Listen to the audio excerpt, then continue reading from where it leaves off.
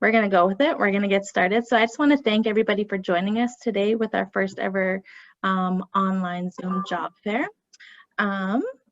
I would like to, oh, looks like Paya will be joining us, but I think we'll start with Nitsaleen Chief Jimmy Lulawa from ilhqot'in and get him to have some opening comments in regards to our job fair and just hear what he has to say. So turning it over to you, Chief Jimmy. Nice. Welcome everyone to the job fair, I guess, or career fair, whatever this is called. It's exciting times for our nation. I'd like to welcome everyone to the Zoom conference call. It's the new norm, I guess, for COVID nowadays. I was doing a general assembly update to my community earlier, and I was telling them that I feel a little bit bad because our elders, normally I have our elders sitting in the room when we're doing updates to, especially to the community, that there's a gap in COVID, which we do have to keep our elders safe. So, but modern technology hasn't caught up to them yet. So, which is probably a good thing because they're knowledge keepers and they're protected by just speaking their language and keeping a simple life. So today I would say that this is more or less the information session on giving the nation members an update on what our community or what our nation is doing. And for myself, I guess as a leader, that a lot of things come from community and the nation supports where they can. So, you've seen people like Gene Cooper, who's been in TNG since day one. He's like the face of TNG, I would say. Him and a few others. Randy, Billy Boy, Paul Grinder. Only been there 20-something years, eh, Gene? Yeah. Long time. But that's the powerful thing about working for a nation, the consistency with having our own members who are educated in a certain area and who speak the language and know the culture. That's always an end goal, but we welcome a lot of outsiders also and treat them no different from family, that they're there to help us. And there's certain areas that we can't fill, and that's where we require some outsiders. And at the end of the day, that there's so much opportunity for community members. And I guess the tough part of coming back to work for your community is always a difficult piece too, that I know there's always troubles with housing and all that kind of stuff. Those are always evident and will be evident for probably the next 20-30 years, but we do have plans on how we fill those gaps. We have a lot of knowledgeable managers and key staff that will, and leadership, the chief level down to the technical level, and even going down to the community level. That a lot of this stuff intertwines, and a lot of nation member jobs, they end up going to community. You look at the chief assistant job to what else is in community? Like in Honey, there's the NEN managers and stuff, NEN coordinators, some of them call them. Those are all nation initiatives that they live right in the community, which is, from my point of view, it's been a lot of big change in the last probably since the title win. But I would emphasize the awareness is no different from what I always reference what Joan Gentles would always tell us, that people can criticize, but until you do the work and you ask what the information is, like getting a hold of TNG or asking, putting your name on an email list to the executive director, so when jobs come available, that you're on that list, that they can send it to you, or there's an employment page of if you're up with modern technology, that there's a Facebook page, I think Jenny and them created, that I see all the jobs and I try to share it when I see them, but I don't spend all my time on Facebook, and I like to do other things. But yeah, I guess I would just say in opening comments that there's a lot of opportunity, and the managers that will be presenting today will emphasize what's coming and what's available now, and then probably looking into the future. But for myself as a leader, encouraging our members to look home. I know it's not easy to come home sometimes. I know in Limai Valley we have a difficulty of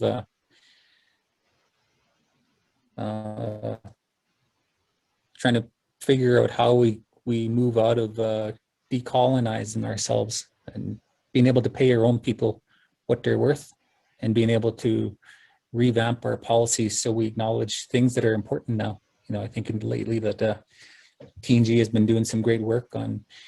I think Jenny's been working on it also too. But acknowledging our knowledge keepers, acknowledging our language speakers, and recognizing that second language as a degree, recognizing their culture. They're very well aware of it, and being able to do cultural competency stuff in-house, and those are all really valuable things.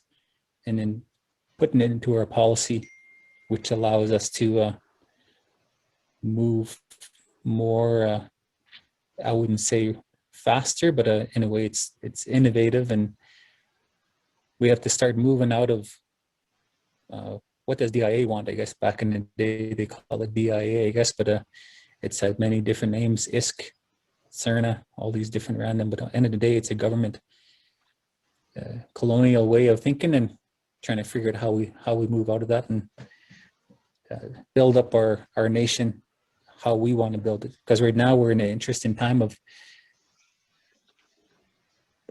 we're recreating what was put in front of us, and having to do that will require a lot of work, and being able to think outside the box, in which I think we have a really great team here at the nation, and even in the community we're starting to build up. So I just want to say welcome to everyone, and I won't be staying on, and I'll have to go back to the General Assembly. I still have to finish up some reporting, but Chanel, for having me in here. Chanel, thank you so much. We know you're super busy, Chief Jimmy, so we really appreciate your opening comments. I hope you have a good rest of your day. Thank you. Next, we will move on to PL, and we'll open up with a song. Thank you, PL. Hello, hello.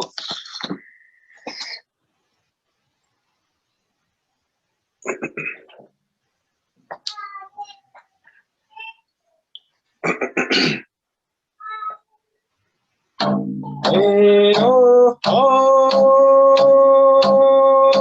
hey, hey, oh, oh, oh, hey, ah, hey, ah, oh, hey, ah, hey, oh, oh, hey, ah, hey, hey,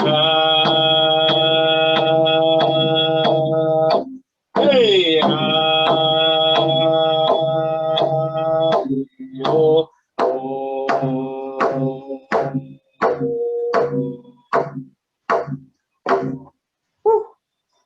Australia. Chanel, thank you, Payal. So I just want to note that Payal is our cultural ambassador for T&G. We're not actually doing an interview with him today, but we will in the future. This is first of many to come. So Chanel, Payal, thank you very much. So I'll go through our agenda quickly. So we've already had our drum song, and we've had opening comments from Nitzileen, Jimmy Lulawa. After this, we'll go through a few of our managers, and we will talk about what they do and how they got to where they are, and if there's any opening positions in the future. And then we'll be accepting questions from communities. So if you guys have any questions about our positions, how we got to where we are, or about any upcoming opportunities, please put them in the questions area, and we'll be sure to answer those questions. We're also going to have virtual door prizes. So if you're on our Zoom accounts, Tiana is taking names, and we're going to draw 3 names. So we have 3 $100 gift cards. So woohoo for you for participating and joining in. Got a chance to win some gift cards there. And then we'll also end again with a closing prayer. And we just thought this was timely. We want to start having these on a regular basis so community knows what we're doing and what kind of job opportunities we have, and how you can potentially apply for these same positions, what kind of education and experience you need for these positions. Currently, right now, we have many departments, and like Chief Jimmy said, we have a lot on the go, and as we're going along, we're trying to make a lot of changes. We're trying to do things in a ilhqot'in way. So lots of great things happening. So we'll get started. So I think looking at the agenda here, well, I want to start off by thanking Tiana Johnny. So she is our employment coordinator, and she created this whole this Zoom job fair. So big channel, yeah. She's a little shy. She didn't come in on this interview next time, but guaranteed we'll have her. She's got amazing experience in education, and she's also a member. So we'd like to interview her in the future as well. I'll get her warmed up for that. So next time you'll see her as well. But thank you, Tiana, so much for all of this. I know it wasn't easy. It's a lot of work trying to round everybody up. And thank you to all of the panelists as well. I know you guys are all super busy, and I really appreciate you guys coming and taking this time to spend with us and letting us kind of pick your brain on what you do and how you do it and what your day looks like. So I'll start off with myself. So I'll introduce myself. My name is Jenny Philbrick. My dad is Daryl Elkins from Co., and my mom is Betty Price from Williams Lake First Nation. So how I grew up, we were, I guess you could say we were a bit of gypsies. We lived in Kelowna, West Bank, Vancouver, Williams Lake. I've lived in Co. I lived in Williams Lake First Nation. I lived in Unisateen. So a little bit of everywhere. So I moved around, learned how to adapt really well and build relationships. That's where I think I learned a lot of my emotional intelligence, how to read different people. And then after high school, I graduated here in Williams Lake. I moved to Calgary 19 years ago. And while I was there, I had many different jobs to kind of come to where I am today. I was a house cleaner. I did house cleaning. I was an industrial painter. I did construction. I worked at Dairy Queen for many years. I worked at 7-Eleven. I was a youth worker at one point. And then I was a clothing manager at a clothing store in the mall. And this was my dream job growing up. And I thought I had it made until I had kids and I was working 14-hour days and barely paying my bills for my daycare. So I decided to go back to school. And that's when I went and I got my HR certificate. And from there, you know, I had 2 kids. I made it through my certificate. I made it through my 10 months. My kids were still alive and happy and healthy. So I thought I would keep going. So I pursued my education and I did some upgrading. I needed some upgrading to get into university. And I think that holds a lot of people back. And I did 2 years of upgrading to get into university. And I was thinking, I'm 26 and all of these other students are younger. But I made it through, and I ended up getting my business degree, and I majored in human resources. And while I was going to school full time and having 2 young kids, I also worked at ACO Structures and Logistics, where I got experience in Indigenous relations and human resources. And then I graduated. I got my degree in 2016, and I started working at the university that I graduated from. So I worked in the Uniscom Center with Indigenous students for 3 years. And then in that time, I also applied for my master's degree. So I was going back to school, still working full time, raising kids. And then I applied back home. I always said I was never going to move home, you know, when I moved away when I was 17. But with my kids getting older, they needed that family element, and there was just so many amazing things going on at the nation. I wanted to move home. So I applied and I got the position here as the HR manager 2 years ago next week.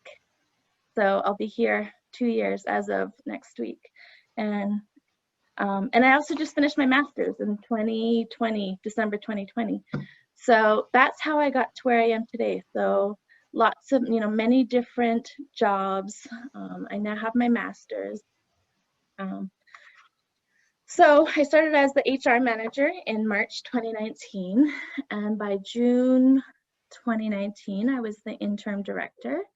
And then I applied for the actual position of executive director. And I was offered that position actually on the land at the nation gathering by Chief Joe, Chief Russ, and Chief Otis. And it was just so beautiful because it was out on the land. My grandma was there, my family was there. So it was quite exciting. So that's where I am today.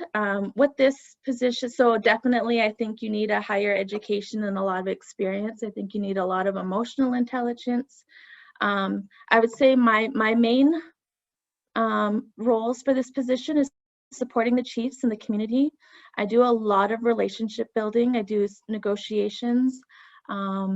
We have 21 managers that that I need to support on a regular basis, and so we get quite busy. So that's basically my position, and just making sure that everybody has what they need at all times. So I'm kind of the person running around and supporting. So that's my position. I'm not sure if we're taking questions right now. I think they're at the end.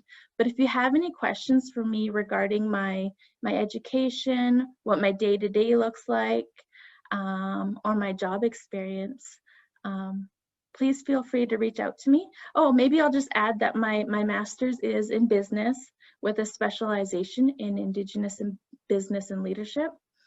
And I wasn't planning on going for my master's, but that program was just there. And I think it was I don't know if you guys have ever heard about a must-be. It's a time that it was meant to be. It was perfect timing. And I read the program and it was made for me. So that's why I applied for it. So that's my story. So I am going to move on with my agenda. I hope I didn't bore you guys too much. I like hearing my voice too much. So thank you. So my next presenter is Connie Jasper. She's our health manager. She's a go-getter. I'm so happy and honored to have her here right now because she's been super busy with all of the COVID going on. So she's busy running around on phone calls and keeping her team busy and keeping communications open with the community. So thank you. I just want to thank you and welcome you, Connie. And I'll let us know about your upbringing, your education, your experience, and what your job looks like on a day-to-day basis. Thanks, Jenny. And yes, a shout out to Tiana as well for having this career fair as well. So I think it's important for us at the nation level to share, but also for the communities to have an opportunity to ask questions. So yeah, so for me, my name is Connie Jasper. I was born and raised in Chesapeake, which for those of you who don't know is in the middle of the ilhqot'in Nation, is a small remote ranching community. Used to be a bit bigger than it is now. We used to have a school and a store there, but now it just consists of 3 ranches in which my parents still live there. My parents are Roy and Gwen Mabahel. I now live in Risky Creek.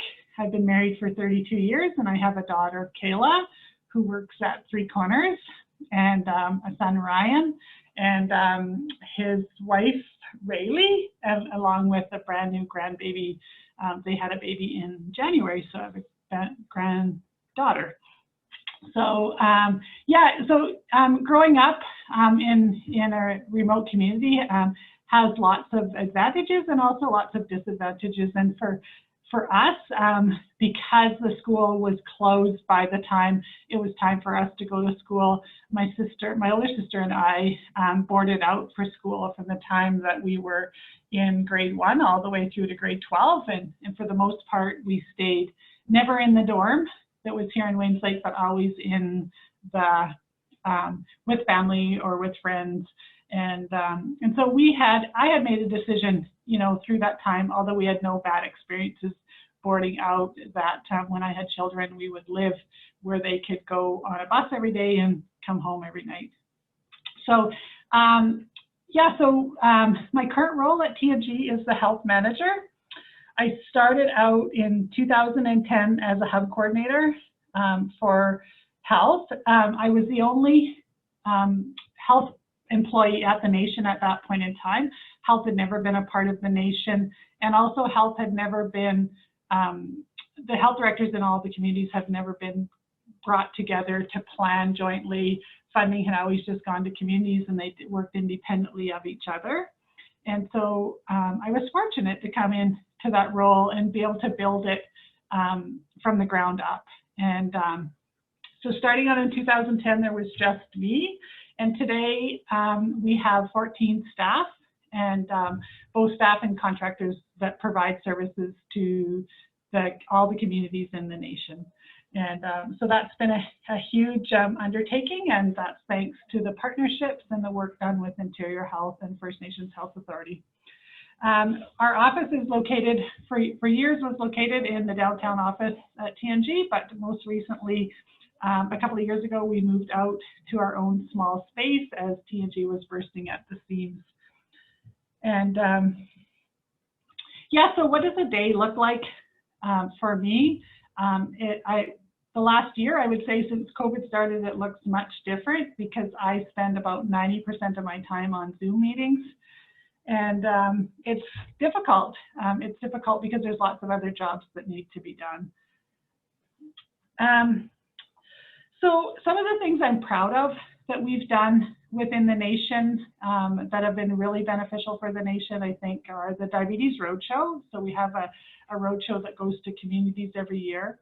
Diabetes is a huge health issue for a lot of our members in the nation. And so we started about 5 years ago, the Diabetes Roadshow. We bring the health professionals to the communities and provide some services in the communities and screening. Some of the other events we have, the All Nations Run Walk event was started by us, and it includes some of the other nations around Williams Lake, and we provide a run walk event every year, hoping that maybe later this year we'll get back to doing that. Plans for the future, would love to see more land-based projects and continue to develop the equine assisted learning program. Equine, as people in the nation know, the horse programs and all those kind of programs are really important to the nation. So would like to have a little bit more programs and services in that area. Education, like Jenny said, having a lot of emotional intelligence and being able to just be empathetic and be a people person is probably going to get you a long ways. However, you do need some education. A lot of my education has come from on the job. However, I have done extensive training in counseling, conflict resolution, mediation, and small business management training. I worked for legal services for 10 years, and through there I received a lot of training on legal issues and advocacy. Then I worked for Three Corners Health Services, where I spent a lot of time working during the time of the residential school common experience payment and independent assessment program funding dollars came out from the province, and all of some of the difficulties that came along with that and the re-traumatization of our people. That was really a difficult time for a lot of people, and so I supported a lot of people in getting their payments, but also supported a lot of people in getting connected to counseling as a result of that.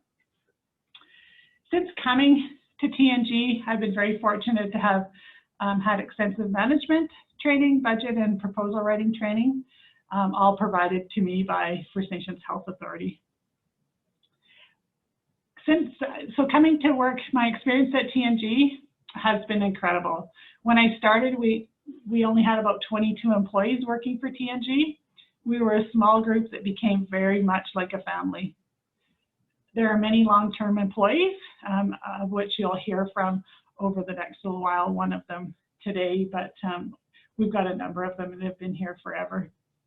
I chose TNG as Crystal Varai. She was my professor at TRU at the time, and she was also working as the executive director at TNG. She had applied for the funding for the health position to have at the nation level, and she reached out to me and let me know that she had applied and that she'd be posting for a position. And so yeah, I applied, got the position, and 11 years later, still here. I continue to work at TNG because I'm very passionate about health, and all of the and happy about all the changes that we've been able to make in the communities and bringing services closer to home and not having to have people travel to appointments. So the professionals that we have in the community now make a huge difference for it to be community-based programming.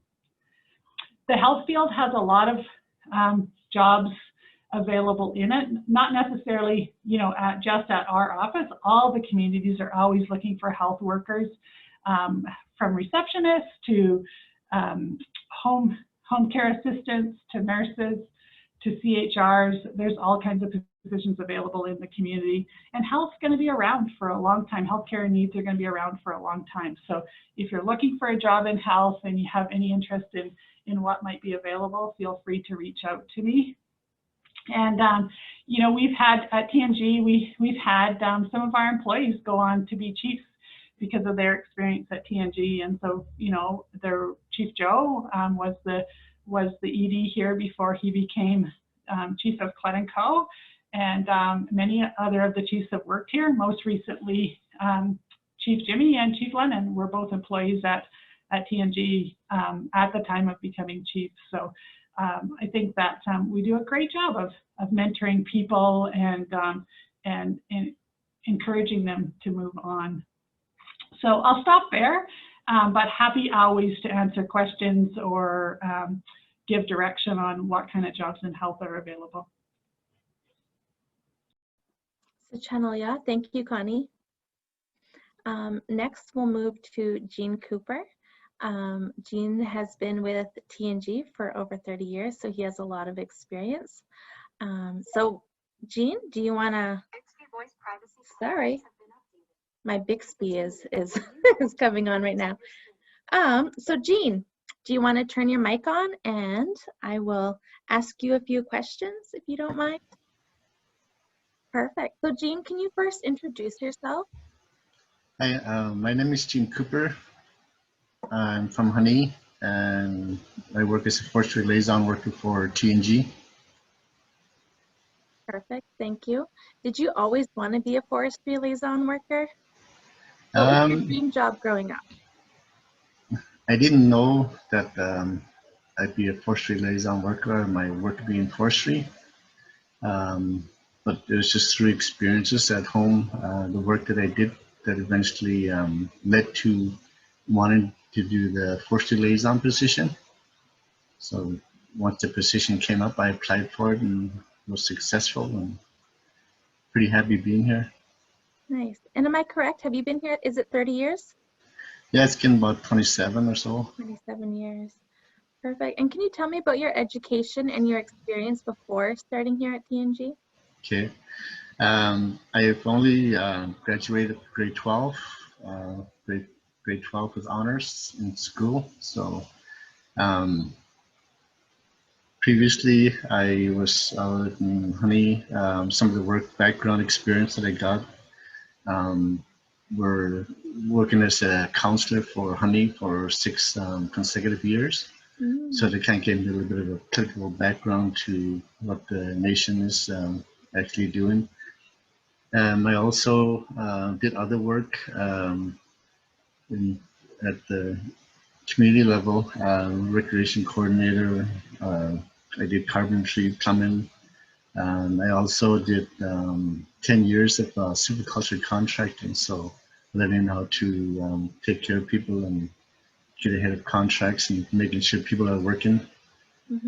And that kind of gave me an idea to the forestry end of things. And I guess at the time, Irvin was the one that alluded me to this position being open, because I didn't know nothing about it. And then he told me, and then I said, oh, okay.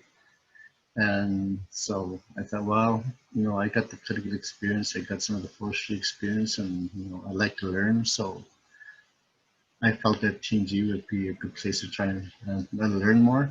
So I thought, well, I'll go apply, and I did, and was successful. And since then, I've been starting here. I've been learning a whole lot, so I keep learning. It never ends. Nice. Thank you, Jean. Can you tell us what a day-to-day, on a daily basis, what does your day look like? Right now, a lot of it's we have a web-based portal that licensees like Toco, West Fraser, BCTS, put a lot of their development plans in.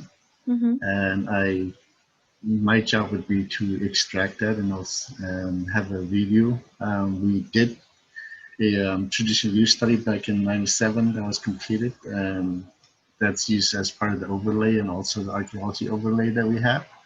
So I do sort of some of the groundwork before I introduce it to the community, like say Chief Jimmy or Chief Otis.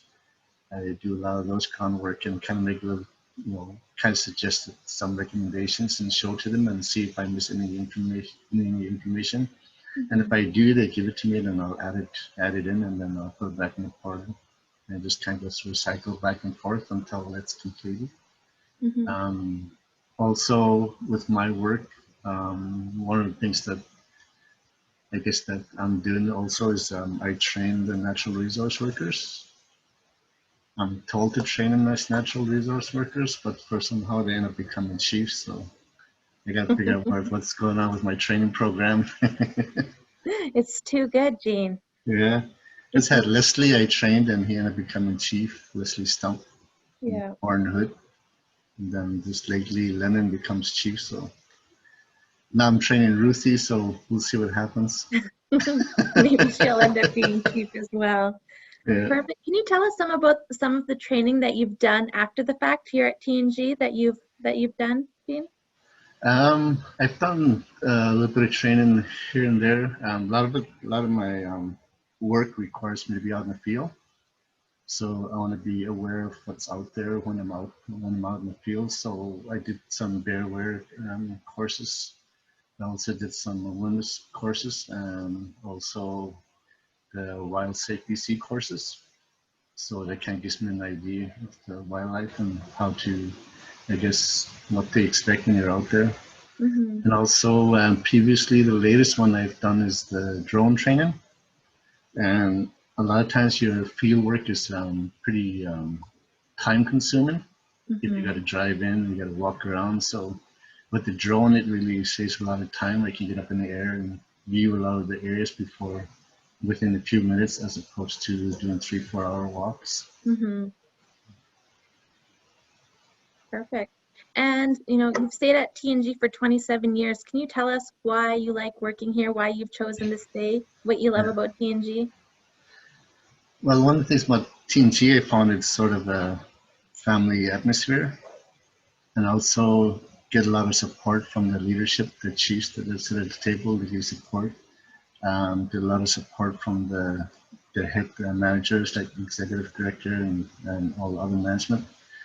And it just gives you that family atmosphere that makes you, it's like I guess you can say, second home from home. So it doesn't make a difference whether you're at work sometimes or you're at home. So it's just that the people here are really great, good to work with, and they know also when you're sort of in need, and they know how to reach out to you, and you just do the same back, reach out to them. Mm-hmm. And I get along with people pretty easy, and a lot of the people working here are really easy to get along with, so it makes it an easy place to work, and you feel comfortable. Mm-hmm. Perfect. Jean, is there anything that you want to add or want community to know that I didn't ask you today? I know, as Connie kind of alluded to a little bit in regards to, you got the, even though you got the people skills, sometimes there is some education involved in it, but, that's one thing that shouldn't really scare you. A lot of times if you got the will and you're willing to learn and you're good with people, a lot of times TNG will give you a chance, and they'll also reach out and help train you. because even though I work in forestry here, a lot of times I just don't work in forestry. I work with other departments as well, wherever they need me, whenever I have time on my hands. So it's just like it doesn't departmentalize you, so it's just a good place to, be able to expand your mind and be able to work in whatever areas you want. Kind of get a little experience here and there. Perfect. Thank you, Gene. I Yeah. just want to add, Gene's a little modest. He does a lot around TNG. He does help a lot of other departments. He does a lot of translation for us. He's fluent in his language, and always willing to volunteer and step up and help. So, channel ya, Gene, and we really appreciate you. Thank you. You're welcome. So next, we will move to Sean Weeb. So he's our Senior Advisor for Housing and Infrastructure. So welcome, Sean. How are you? I'm good, Jenny. Thanks. How are you? Perfect. I know you're super busy as well, so I'm happy you're here. Happy you made time for us. So I just want to start off and ask you to tell us a bit about yourself, your name, your upbringing, where you came from, that sort of thing. Sure. So yeah, Sean Weeb. I was actually born and raised in Abbotsford. My parents got divorced when I was about 9 years old or so, and I grew up mostly with my father. And he was a journeyman electrician and a licensed gas fitter, heating contractor. And then he also went on to purchase a backhoe and was an owner-operator of a backhoe, so put in a lot of services and stuff like that. So that's a lot of where I learned, the original stuff about housing and infrastructure. I'm a Red Seal journeyman carpenter, and in about the mid-90s, I moved to Enderby in the Okanagan, and I started a general contracting company, which I ran for over 20-some years. Really, I just got kind of bored of that because it became, once you get good at what you do, it gets kind of mundane, and I'm always looking for a challenge. So that's my background, I guess. Perfect. Thank you, Sean. And what kind of education and work experience do you have that set you up for this position?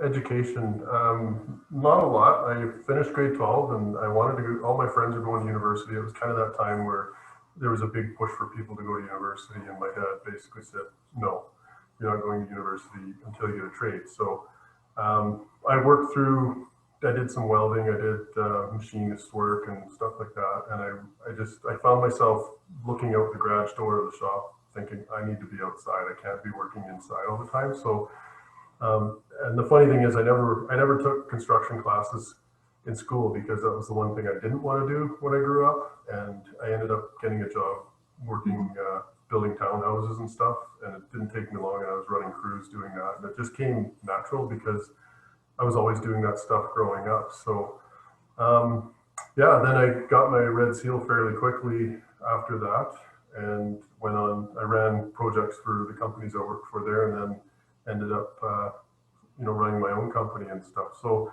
really the University of Hard Knocks is probably where I got most of my education.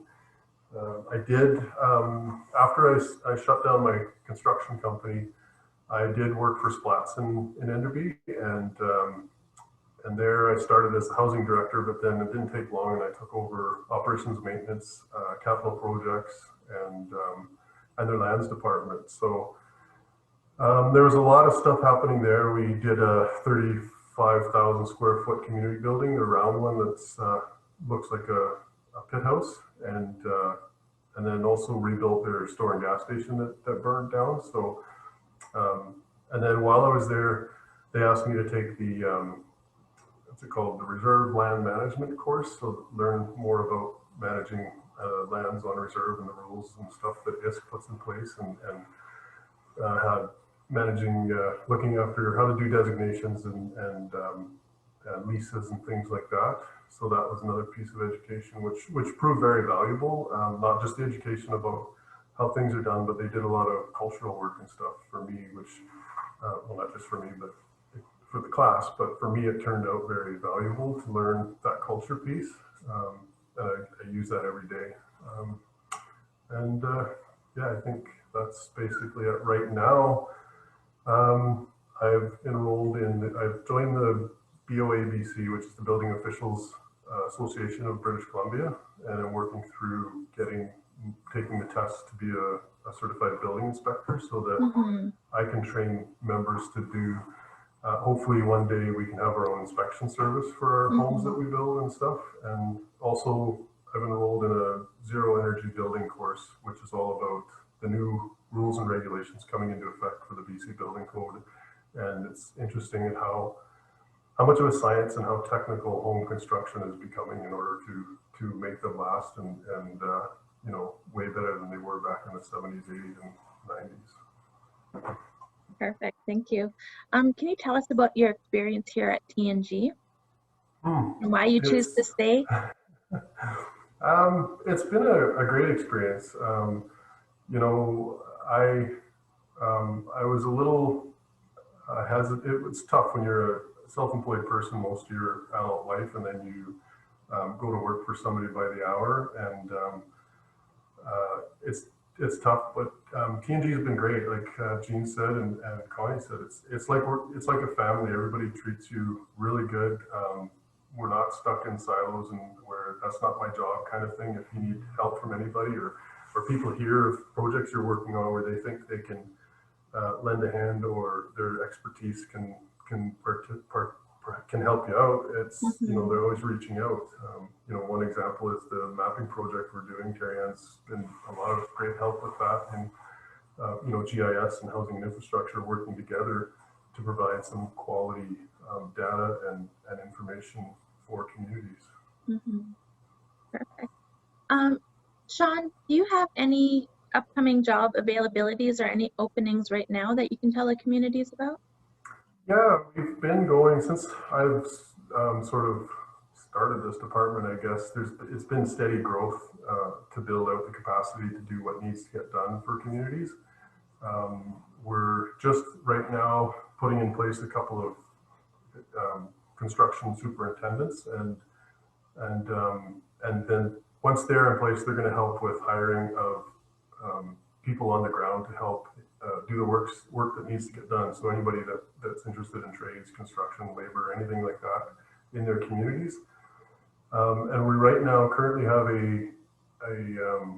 a training coordinator posted, and I'm really hopeful that we can find somebody from the communities to do that job, because it would be a huge asset to have a community member doing that, and the relationships they have and the knowledge they have of the challenges that face the Silcotin people as far as training and how do we overcome those. So that only comes from being a Silcotin member. Not, you know, they face different challenges even than other First Nation communities face, just due to the remoteness and stuff like that. Perfect, thank you, Sean.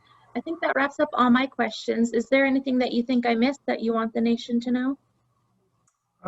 No, I just think I really want to thank you know, TNG for, you know, giving me this opportunity, and I really appreciate the welcomeness that we get when we go out to communities, to nation events and community events and stuff like that. It's an amazing feeling to work for not just TNG but for the nation and the people that represent the Silcotin. Perfect, thank you.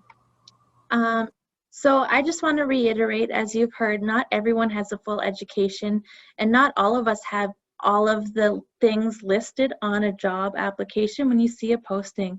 So if you have 2 of the 3 requirements for those jobs, please apply. You know, we do have a mandate. We would prefer to hire Silcotin, Indigenous, before moving to non-Indigenous. We're here to build capacity. We're not here to say, sorry, you don't have an education or experience.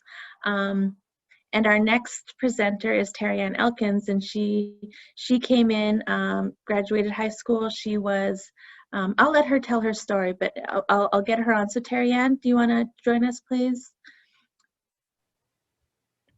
Hi, everyone. Hi, thank you for joining us. Can you please tell us a little bit about yourself, Terry Ann?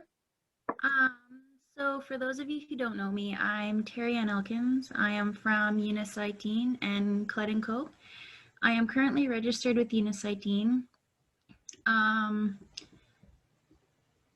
My parents are Daryl Elkins and Cicely Billyboy.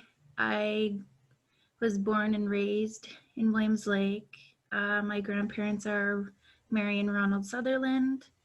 I spent a lot of time learning my culture and language, and super grateful.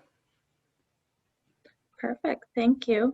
Can you tell us what GIS is and what you do?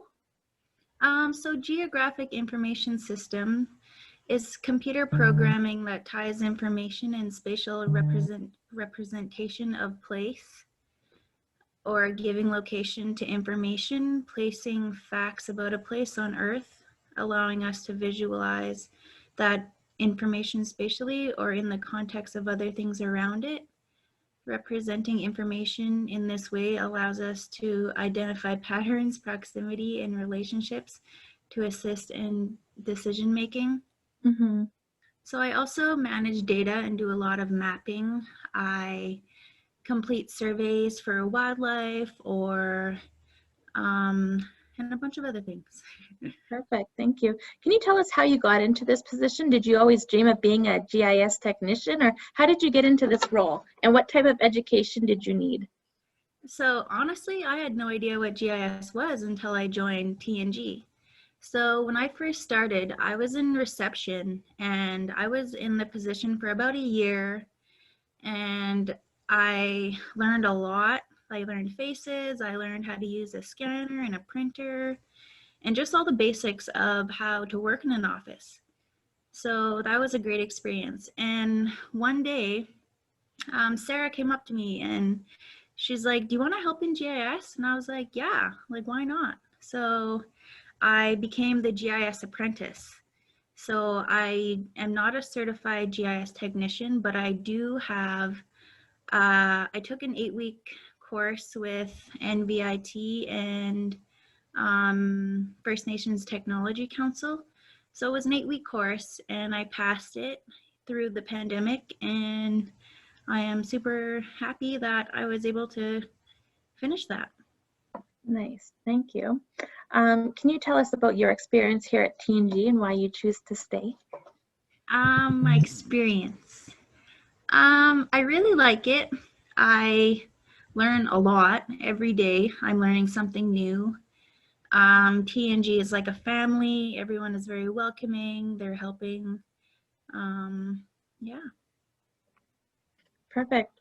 Is there anything that, you know, the question that I asked you, is there anything that you think that you should add that I have missed, that you want the nation to know about your position or yourself?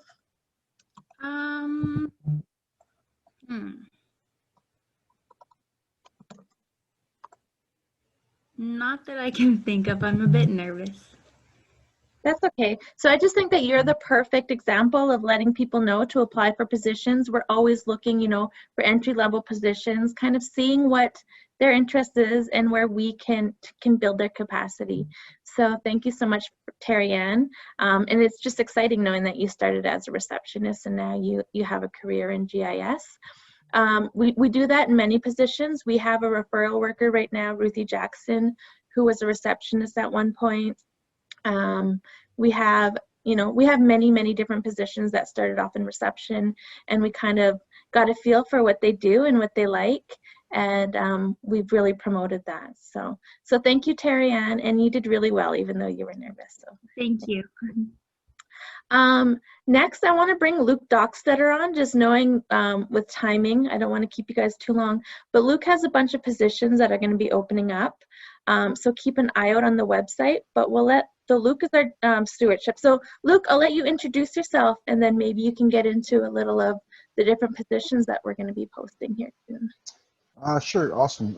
So yes, my name is Luke Dockstetter. I'm the Stewardship Department Manager for TNG. I've been with the organization going on 9 years this June. Prior to that, I worked and had the honor of working for Clusco for 8 years. So I've actually been working for the nation for quite some time now. Not as much as Gene, obviously. I mean, no one can, no one has that claim to fame except for Gene. But yeah, it's been great. So we actually have a few different openings coming up for the field season. So what we have, you know, it's not it may not sound like glorious work, but it's very important work that we have. So a lot of our stuff that we've been doing lately is on research-based stuff. So one of the projects we have is actually scat collection program. Now, it doesn't sound glorious by any means of picking up scat and everything else,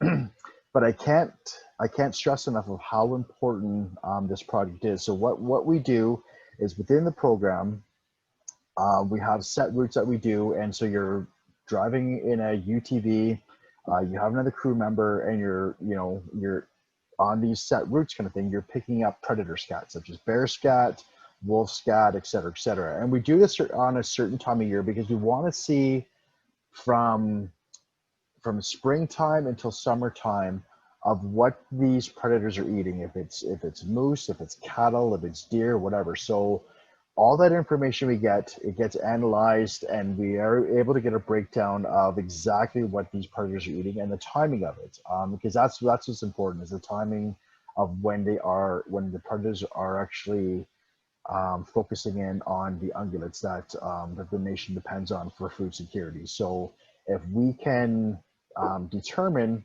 say early spring, that the wolves are taking a lot of the moose calves, or if it's cougars taking whatever, right? So we're able to get all this stuff, all this information. One of the other programs we have up and coming for this year that we're hoping to get a lot of interest in is actually antler collection. So what we're trying to do with the antler collection is to see the health of the moose. So when the moose drop their tines, the rack, we're able to get those analyzed on the health of the moose, but also the age and everything else kind of thing. And then we can have the GIS team, we can have this all mapped out, so we know, where some the healthy animals are versus the poor health animals kind of thing. So we will, like I said, I'm not going to take up a lot of time because I was on the agenda, but I do want to say we do have a few different crews. We're going to be looking for about 4 crews this year. We don't want to hire outside. We would rather have the Silco members take on these positions kind of thing. It'd be great for a summer student. It'd be great for anyone that just wants to get out on the land. And like last year, we actually had a lot of TNG staff fighting to see who's going to go out. Terry Ann and I, we ran into 2 grizzly bears, the trip that we took last year. And, it's what you're able to see out there is just amazing. So it's a great opportunity. So I really look forward to seeing a lot of the applications from members from this, and all the training will be provided. Starting wage will be roughly $20 to $22 an hour. So, it's a great start for someone. And it's, like I said, it's very important to the research that TNG is doing. So thanks. And again, I won't take up a lot of your time, but look forward to seeing the applications. Thanks, Luke. Nice Namaste. background. Yes, so as you hear, there's a lot of different positions right now, and you don't need a lot of education. They're good pay. So please make sure you get your resumes in. You don't want to be late or miss out on an amazing job. And like Luke said, we had employees fighting to go out and do the scat collecting, because who doesn't want to spend a nice, beautiful day out on the land on a UTV? And yeah, you get to be out in the, you call it God's country. You get to be out in the ilhqot'in. So please look out for that. So if you're looking for these postings, just to let you guys know, we do have our TNG employment page. So that's I think it's just called TNG Employment Facebook page. So please get on that page. We don't only post our positions, we post any positions that are in the area. We also have Tiana Johnny available to help you with your resumes. She'll even do some practice job interviews with you. So if you're nervous to go in for those job interviews, these are some things that Tiana can help you with, and even job search. So please reach out to her. She's very resourceful and helpful, so reach out to her.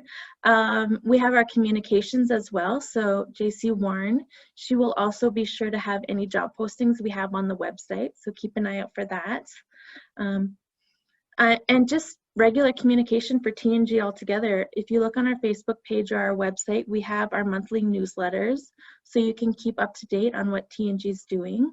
And we're always available if you want to email us or call us and answer us questions. And we also have regular community updates. So right now we have Zoom updates going in communities. So please reach out to your band manager and see when we're coming to your community, and we give health updates, housing updates, economic development, stewardship, and we'll also let you know about any upcoming jobs. And you can also reach out to me if you have any questions or comments. I'm always here. So I think I don't see any questions. I think we had one, but we answered that. So I just want to thank Bev for reaching out and being the first to ask a question. We really appreciate that. But again, we're always available. You know, we're here for the nation. We work for the nation and the community. So if you have any questions, please feel free to reach out to us. So we got our door prizes. So I just got sent my names. So our 3 winners for the $100 gift cards, we have Anaya Halverson, Carissa Billy Boy, and Crystal Williams. So maybe, I'm not sure. So if you call 250-392-3918, that's not my number, that's TNG's number. If you call that number, we'll make sure that you guys get your gift cards. Maybe we'll set up a time for tomorrow. And I just really want to thank all of the panelists for coming here. I think it's really beneficial for people to know that we have, you know, people with different experiences and different education, and that we're always willing to help with capacity and to build on that.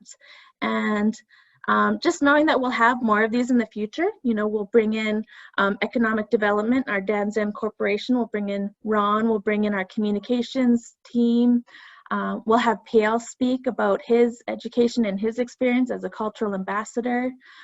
We have some lawyers. We have a little bit of everybody. So we wanna get that information out, and we want to keep community updated on positions coming. So, so in that, I just want to say Sachanalya to all of the panelists, and I'd like to end in a good way and have Payal Lasis end us with a song. Yes, so this is a prayer song to end us with our good words and good thoughts, and to help us continue on in a positive way.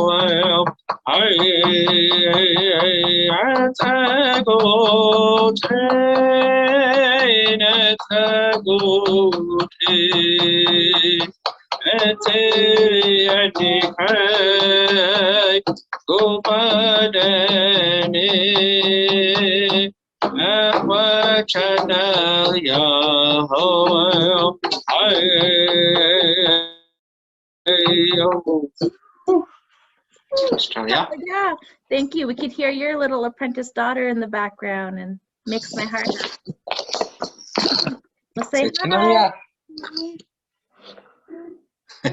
Perfect. Thank you all. We look forward to our next job fair. And community, if you have any specific departments that you want to present, please feel free to leave it in the comments, and we'll make sure to have them there. So thank you all. Have a great day.